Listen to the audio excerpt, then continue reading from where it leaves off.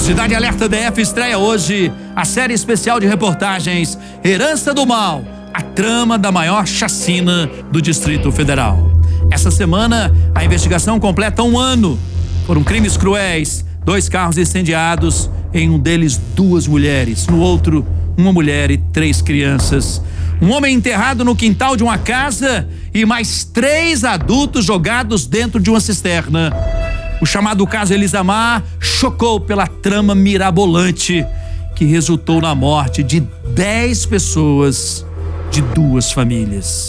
E nessa série especial, você vai saber como a polícia conseguiu desvendar o caso em apenas 2 semanas e prender todos os suspeitos.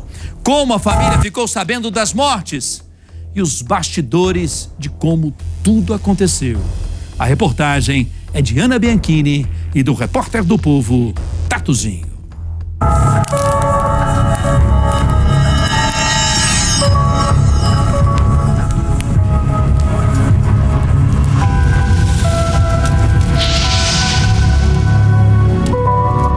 Para o senhor, doutor, como é que chegou esse caso ali na 6ª DP do Paranoá? Nós iniciamos a apuração, tá? O histórico daquela ocorrência já trazia dados muito precisos para a gente iniciar uma investigação, mas o que eu te relato? Era uma investigação de desaparecimento. E é comum nós, delegado-chefe no Distrito Federal, protelar um pouco a apuração, porque é comum essas pessoas aparecerem. A gente percebeu que tinha algo errado. Já tínhamos percebido, né, desde o dia do desaparecimento dela, que nunca foi de ficar sem contato, né, sem falar com a gente assim. E aí, no dia seguinte, foi quando a gente realmente falou, vamos fazer a ocorrência, que realmente tem algo errado.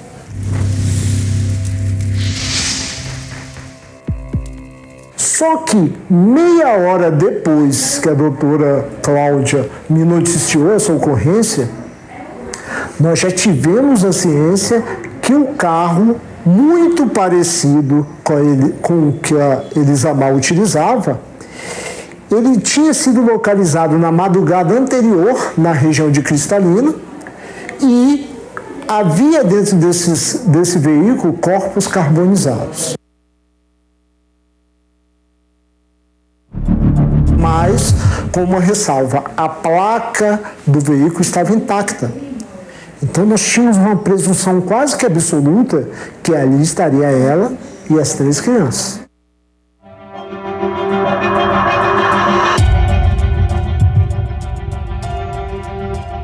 Foi quando a gente foi até o carro. Aí quando chegamos no carro lá, a gente viu a placa, viu tudo e pronto, aí dali já o coração não aguentou mais não. Foi feito contato com a polícia de Cristalina e a gente começou a ver o tamanho, a magnitude do evento da investigação que vinha pela frente. Um dia depois do desaparecimento de Elisamar, de 39 anos, e de seus 3 filhos, Rafael e Rafaela, gêmeos de 6 anos, e Gabriel, de 7 anos, o carro da família foi encontrado carbonizado em uma rodovia estadual em Cristalina, no estado de Goiás.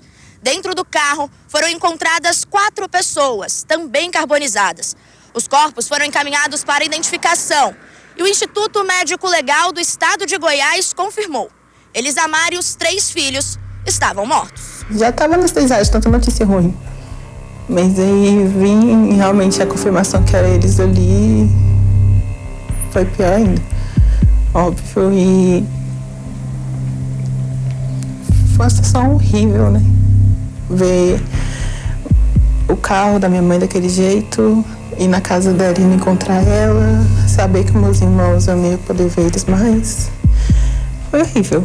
No mesmo dia à noite, recebi outro telefonema da doutora Cláudia, certo? Noticiando, quer dizer, na mesma delegacia, 33ª, a família morava por ali, noticiando o desaparecimento da Renata, Gabriela, Marcos e Thiago.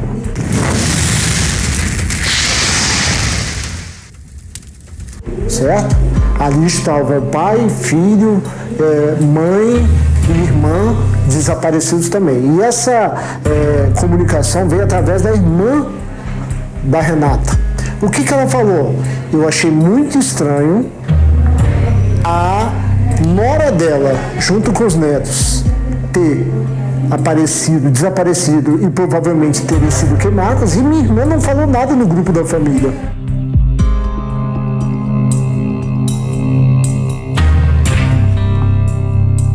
E, pasmem vocês, naquele mesmo dia à noite, nós já tivemos ciência do carro delas terem sido encontrados queimado na região de Unai, Minas Gerais. E a gente já estava tão anestesiado de tanta notícia ruim, porque logo depois veio a confirmação do carro da Gabriela, da Renata, veio a morte do pai do meu padrasto, do Marcos, e aí tanta coisa, a gente já estava tudo muito misturado, muito bagunçado. Né? Quer dizer, 2 estados diferentes. Até aquele momento a gente não tinha nenhum corpo encontrado no Distrito Federal. Então, quer dizer, as atribuições para investigar em tese seriam daqueles estados, mas pelo fato delas terem desaparecido da região da nossa circunscrição, né, de Itapuã, nós iniciamos a investigação junto com esses estados. A força-tarefa, ela envolveu os delegados dos 3 estados, mas ela também envolveu os laboratórios dos 3 estados. Então, assim, nós, enquanto laboratório de Minas, de Goiás e do DF, também estávamos conversando, porque as provas foram surgindo aos poucos. Então, a gente até então, os corpos foram aparecendo aos poucos, as identificações aos poucos, então a gente não sabia exatamente o que iria surgir pra gente. Então, por exemplo, Minas Gerais, os outros 2 corpos primeiro, depois apareceram os outros 2 corpos em Minas. Minas ainda não tinha o padrão, não tinha nenhum padrão para poder fazer a identificação. Então, a gente poderia utilizar a amostra dos cadáveres que estavam aqui. Só que aí, nesse meio tempo, apareceu o corpo no DF, que era a peça central, inclusive, que é o Marcos. Porque se eu tenho um dado genético de uma mãe e de uma filha, se eu tenho apenas esses dados, eu não consigo falar quem é a mãe e quem é a filha, né? Pelos dados genéticos, eu preciso de mais alguma informação. E a Polícia Civil do DF enviou a informação genética do Marcos, que era o pai. Então eu consigo sim montar o que a gente chama de uma relação de vínculo entre essas pessoas e falar aí com toda certeza quem é a mãe e quem é a filha. Porque o filho, ele recebe ali metade do DNA do pai e metade da mãe. Então a gente consegue fechar e montar esse quebra-cabeça. E foi fundamental que a Polícia Civil do Distrito Federal, ela encaminhou prontamente essas análises já realizadas previamente, né? Então a gente conseguiu fazer dar essa resposta mais rápido e também informar para o IML-BH, olha, identificamos os corpos, vocês podem paralisar a análise de vocês aí com relação à identificação. Enquanto a gente pensava em 7 pessoas desaparecidas, 5 encontradas carbonizadas, pasmem vocês, na segunda-feira nós tivemos a comunicação do desaparecimento da Cláudia e da Ana, que são companheiras, né, do Marcos. Ele mantinha essas 2 famílias. Então, na segunda-feira nós já tínhamos um retrato de 10 pessoas desaparecidas.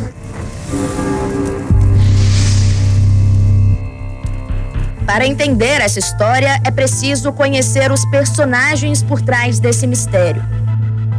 Marcos era casado com Renata. Com ela, teve 2 filhos, Gabriela e Tiago. Tiago era casado com Elisamar, com quem tinha 3 filhos.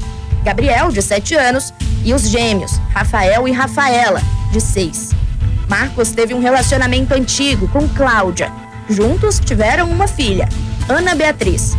10 pessoas de 2 famílias, todas desaparecidas. Em que momento que a Polícia Civil observou, entendeu que tudo aquilo estava muito fora do comum, que tinha alguma coisa de muito errada nessa história, que estávamos falando de 10 pessoas, de 2 famílias que se conheciam e que todo mundo tinha um vínculo. A partir do momento que a gente tem a notícia do desaparecimento de Elisa Maia e as crianças, e meia hora depois eu sei que corpos foram encontrados e provavelmente seriam dos filhos, a situação ficou grave. A única coisa que nos deixava um pouco fora da apuração era o fato dos corpos terem sido encontrados em outros estados. Mas depois que a gente prende eles relatam isso pra gente, isso foi proposital. A gente não queria a polícia do DF, ainda falou que sabia das nossas competências para apurar. Então eles tiraram os corpos do DF, muitos deles, principalmente o Gideon, já tinha passagens por tentativa de latrocínio, por roubo de veículo, então que ele sabia do poder de apuração da Polícia Civil do Distrito Federal. E por isso eles jogam corpos em outros estados, um em Minas, em Unai, outro em Cristalina.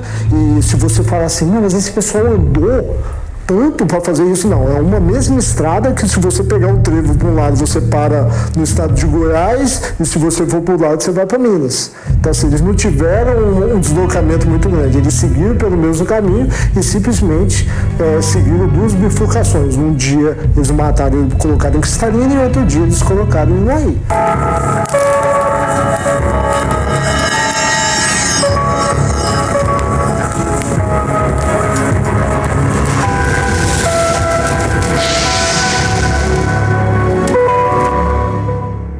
Na reportagem de amanhã, vamos ver como os criminosos organizaram a chacina que deixou 10 pessoas mortas de 2 famílias. Herança do Mal, a trama da maior chacina do Distrito Federal. Só que no Cidade Alerta DF.